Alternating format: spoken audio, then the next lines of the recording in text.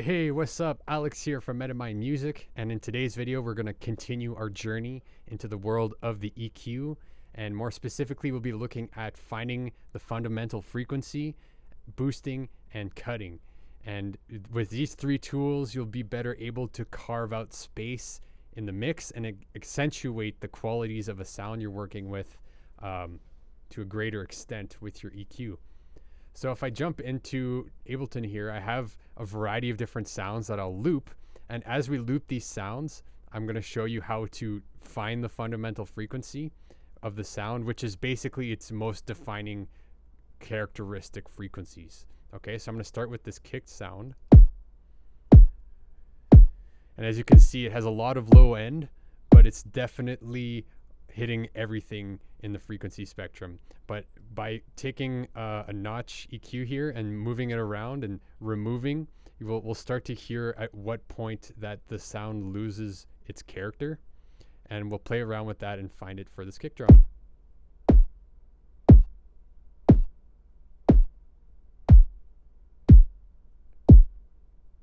So it's somewhere around here. You can hear it.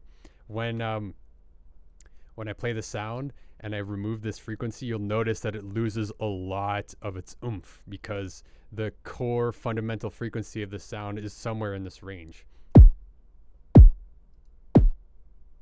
Right? It kind of loses everything once I remove that frequency. And every sound that you'll be working with has a core fundamental frequency or two fundamental frequencies. Sometimes a sound like a kick drum will have a low end defining characteristic and another high end defining characteristic, but typically it's kind of one or two. And basically this is the character of the sound, right? And in a mix you would definitely want to either accentuate this frequency or carve out other instruments that are occupying the space to allow this part of this kick drum to come through.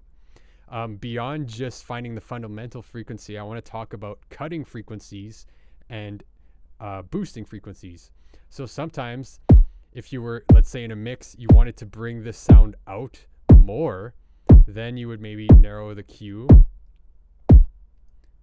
find where it is. So it's somewhere here, and boost it a little bit. So let me stop this.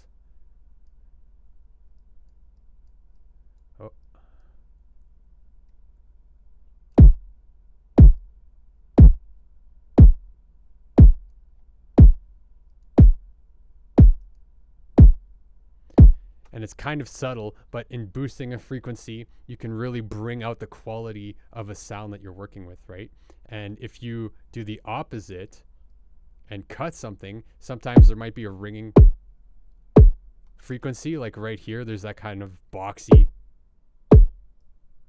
So you would go in here, in that case, let's say you wanted to remove it, and you would remove this specific frequency.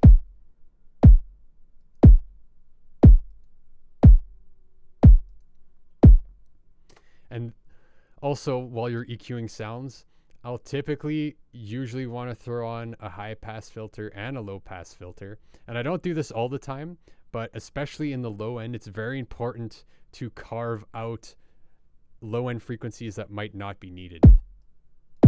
So in this case, the sound has a lot of low end frequencies, so I probably wouldn't cut too many of them. But in the high end, there's all these frequencies here that we probably don't even really need.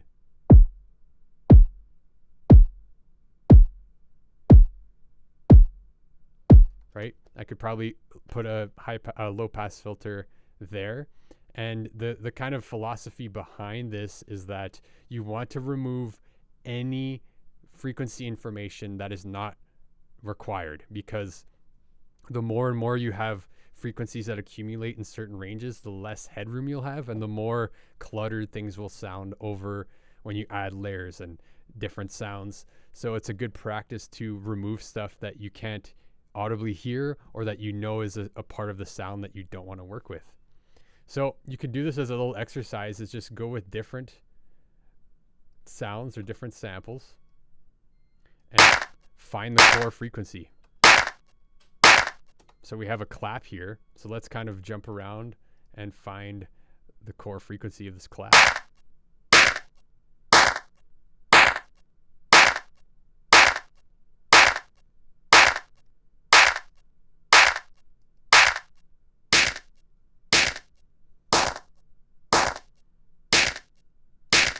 So I would say it's somewhere around the 1K range. I'll pop it in and out.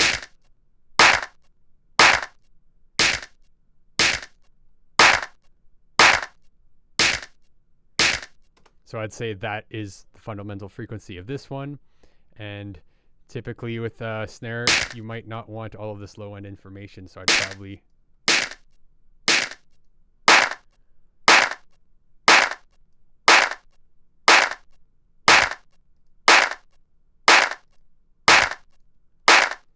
So when you add in this high pass filter, you barely notice the difference in the sound. And basically what you're doing is removing all of those low frequencies to free up the headroom in your low end, so that when you're mixing your kick drum and your bass and your synths and all these other low end frequency instruments, at least this clap won't be interfering with that range, right? And this is kind of the idea once you start to get into mixing, is you want to make sure that all the elements that you're using are you're accentuating their key characteristics and their fundamental frequencies with the EQ, and you're cutting out anything that you don't need. So let's hop over to the next one. What we got here? So we got this like hilarious triangle. So notice as I take out the high end, all of the quality of the sound is almost gone, right? But there's still that low end percussive sound. So I would say this sound probably has more than one fundamental frequency. It probably has something in the low end, which, let me lower this Q.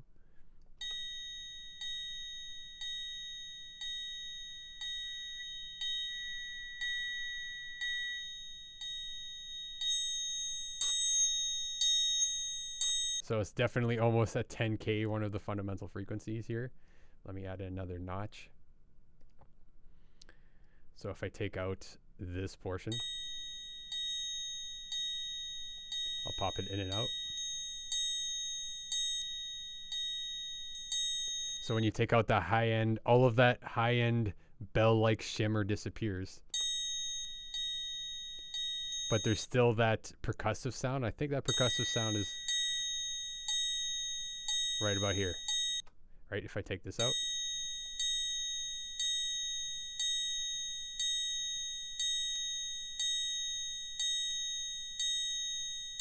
A lot of the percussive element of the sound disappears.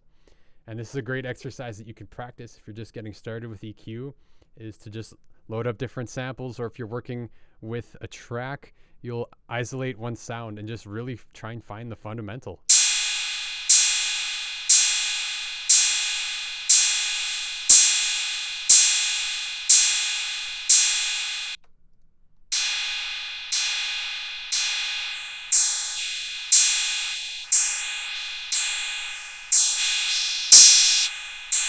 So I would say it's about this range, right?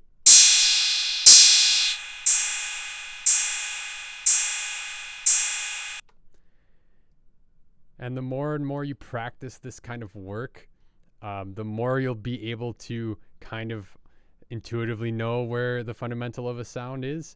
And sometimes it's a little bit like doing math, because if, let's say, you have a fundamental frequency at 400 hertz, well, then all the corresponding octaves going up from 400 hertz will also have a fundamental, right? So you can definitely start to understand how a sound will react beyond just its fundamental frequency, and that can be useful for some more advanced mixing techniques.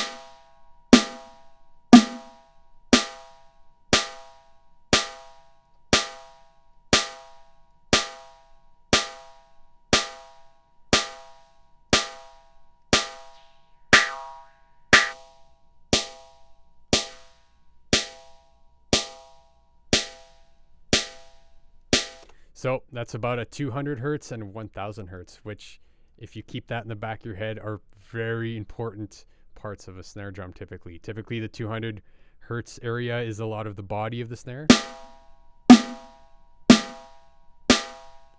Right? When you remove that, it takes away the body and the low end oomph, and then the crackle is at around 1K usually. Right? That smack, you take that out, it's almost dead. And if you take out the low end as well,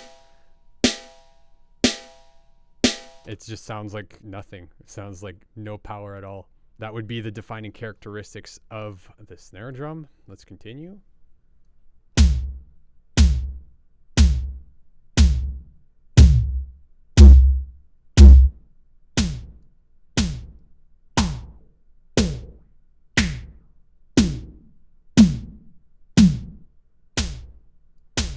So the tom has something at 80 around here, a lot of low end buildup. You take this out, it loses all the low end. And then if you think about it, 80 times 2, which would be the next octave, is about 160, which I would say is around here, is kind of the attack of that tom. So the more and more the more you practice this, the more you'll be able to kind of pick up on these things a little quicker. I think this is a loop of some sort. Let's see. Bass loop. And sometimes we can use analyzers to help us. As you can see, this analyzer is showing us that a lot of the information is in the low 100 hertz range.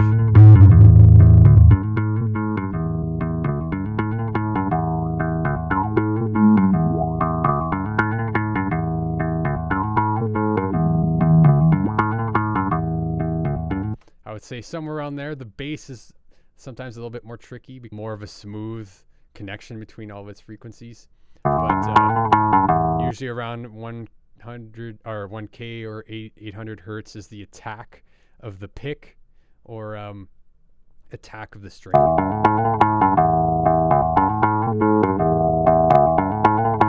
Like you can hear at this range the percussive element. You take that out and it's almost dead sounding.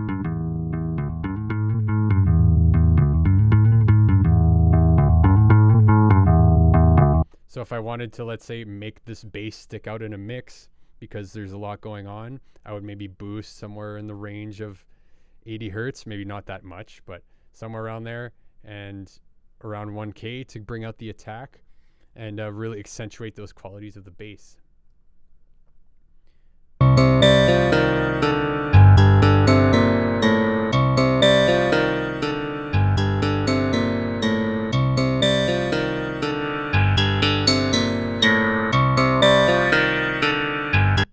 So guitars typically sit from like 1K to 4K hertz.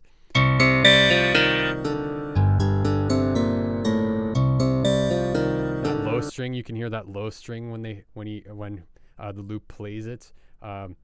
Really resonates in the low register. Let me find it.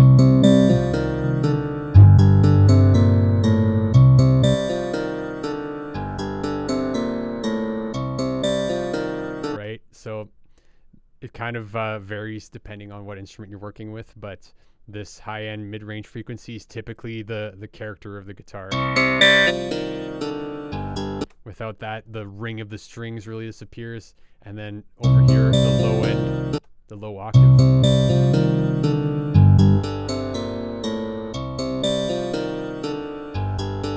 kind of disappears.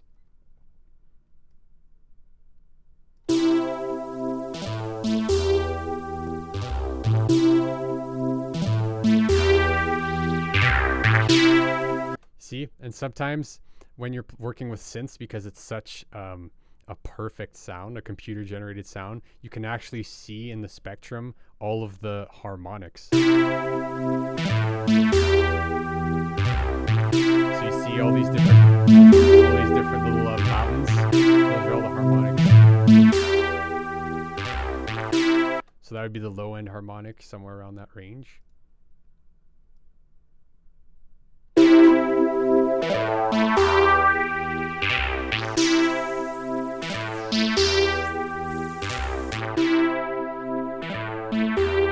And synths typically live in a lot of the high-end frequencies, right?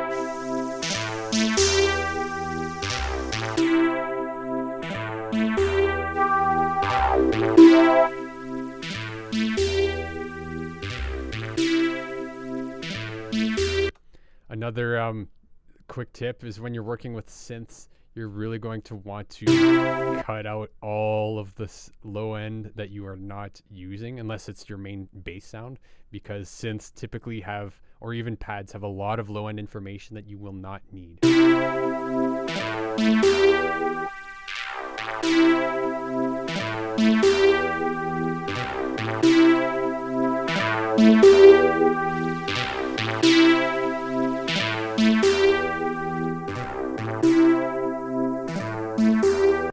would say this is probably the most fundamental frequency, somewhere around here. Once I boost it, it really jumps out.